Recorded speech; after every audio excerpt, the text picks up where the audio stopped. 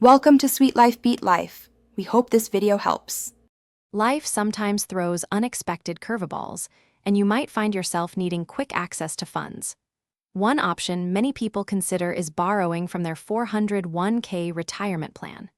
Essentially, you're taking a loan from your own savings, and you pay it back to yourself, plus interest.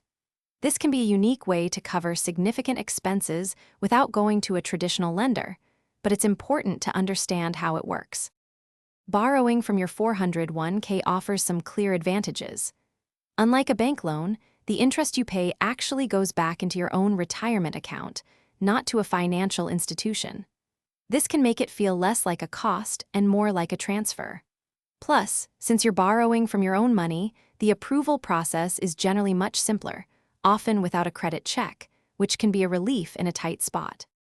While convenient, there are significant risks to consider when borrowing from your 401k.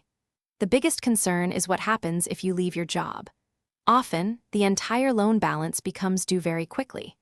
If you can't repay it, the outstanding amount is then treated as a taxable withdrawal, potentially with penalties. Also, the money you borrow isn't growing in the market, which directly impacts your long-term retirement savings growth. So, how do you actually get a 401k loan? First, check your specific plan rules, as not all plans offer this option. Generally, you can borrow up to $50,000 or half of your vested account balance, whichever is less. Repayment terms are usually set over 5 years, with payments automatically deducted from your paycheck. It's wise to consult your plan administrator for the exact details and to understand all your options. Before taking a 401k loan, it's really important to explore all your other financial options. Consider alternatives like a personal loan, a home equity line of credit, or even a low-interest credit card, depending on your situation. While a 401k loan might seem easy, remember the potential long-term impact on your retirement growth. Always weigh the pros and cons carefully, ensuring it aligns with your overall financial goals.